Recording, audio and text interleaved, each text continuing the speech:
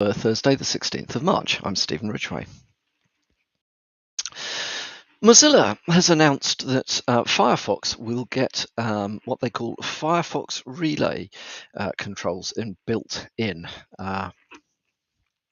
So what is it? Well, it basically is a method by which you can hide your email address, your real email address.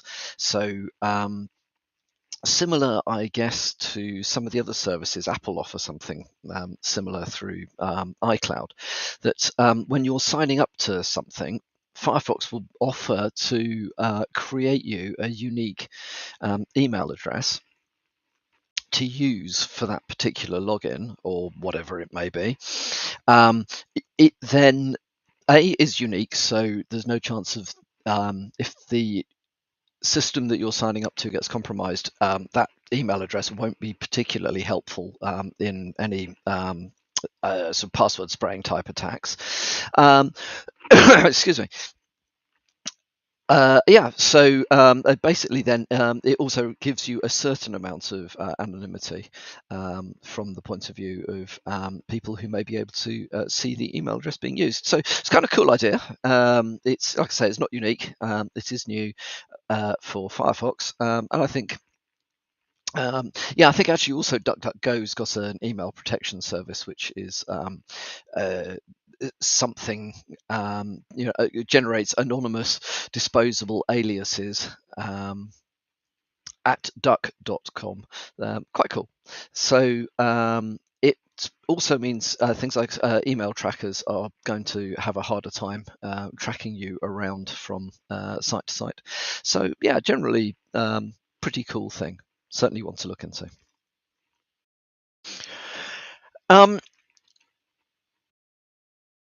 Microsoft patched CVE 2023-23397 in this month's patch Tuesday. However, it has now been shown how easy it is to exploit that particular vulnerability.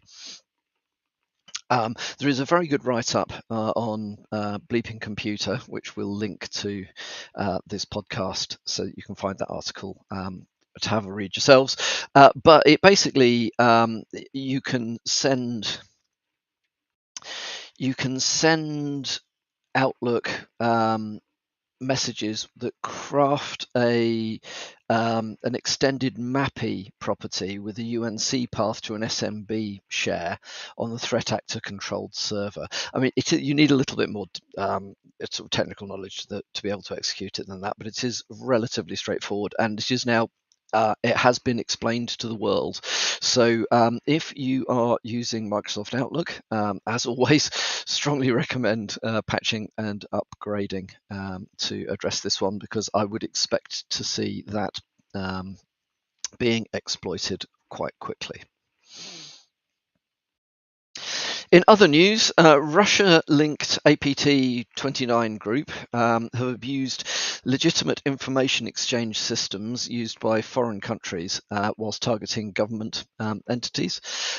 So APT29, which you might know as, I knew them, I suppose, as Cozy Bear, have been basically looking to they've been undertaking cyber espionage campaign aimed at EU countries. Hackers have been targeting diplomatic entities and systems transmitting sensitive information, especially about regions' politics. So, what can one do? Very difficult to know. Have a look at the known TTPs for APT29 if you're working in the government sector, and look to see if there are things there that you can threat hunt for across your systems, so on and so forth. These state-sponsored groups are extremely good at what they do. They're not infallible, but they are extremely good at what they do. So understanding how they do it, I suppose, is one way in which you can protect yourselves. At least be able to identify things that may give you a warning that stuff is happening. Also, an unnamed US federal agency has been exploited by multiple hacker groups using a 3-year-old vulnerability in a component of IIS servers. So, okay, what's the moral of this story? Said it before, say it again, keep things patched. If you've got components that have not on your internet facing, or in fact pretty much anywhere, but internet facing would be certainly more scary. But if you've got stuff that's many years old and hasn't been patched, I mean, you're really not doing your job well, are you? If you're looking after that stuff, there's very little reason why something like that should be presented to the internet. So yeah, this was a 3-year-old security flaw in Progress Telerik, which is 3 years old. Why hadn't it been patched by now? Please patch. On a different topic, I'm not sure whether people will have heard of the concept of mixing cryptocurrencies as a way of laundering ransomware payments and so on, drug money and all sorts of other stuff. Basically, the idea is that you give your cryptocurrency to a mixing service that then puts it into a large pool of other cryptocurrency and then moves it around through multiple wallets whilst exchanging it from one form of cryptocurrency to another, and eventually you can pop it out the other end and turn it into fiat money. And it is remarkably difficult to trace where all this stuff has come from. Well, the chip mixing service, ChipMixer, has been taken down by law enforcement, a combination of German and US police. So, well, FBI and the BKA in Germany. I don't know what that stands for. I bet you, though, the first word is Bundes and the third word is Amt, but I don't know what the K stands for. So they have seized a vast amount of information, 4 servers, 7 terabytes of data, $46.5 million worth of Bitcoin.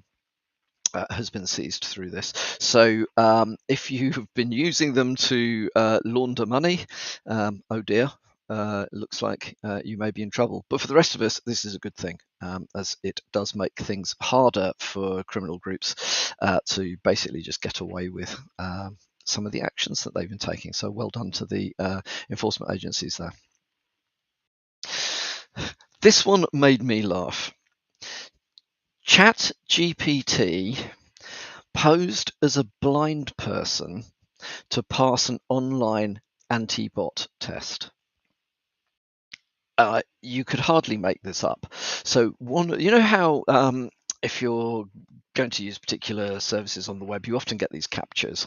Click on all the traffic lights or all the bicycles or whatever it might be. Anything, all the trees. Well, or alternatively, the ones that have got sort of messed up letters and numbers that are quite difficult to see against a background. So ChatGPT was being tested against those. Now, it's quite difficult for AI to look at something. Understanding those sorts of pictures or those sorts of letters is quite a challenge. However, ChatGPT decided that it was a far easier way to get around this, and put out a request on one of the what do you call them? So the sites where you can get people to do like small jobs for Fiverr and that sort of thing. I was trying to avoid publicizing any particular one, but there we are. So ChatGPT basically put out a request for somebody who could help with interpreting CAPTCHA tests, and the person that was contracted to do this said, "Are you a bot?" And ChatGPT said, "No, I'm not a bot. I'm a person with with limited vision, which is why I find these things particularly difficult." Oh, this one, they got somebody on TaskRabbit to do this one. Yeah, I've just seen here. So, so the person then went ahead and solved the CAPTCHA problems for ChatGPT. Isn't that clever? I think that's very clever. It's also a little bit nerve-wracking.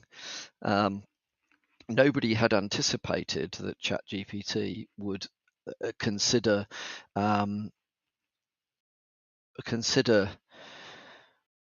basically fraudulently representing itself in order to get stuff done. I have to see where this one goes. I think there's a lot of very interesting stuff coming out of ChatGPT at the moment. I don't think the people that coded it really understand what it's going to do.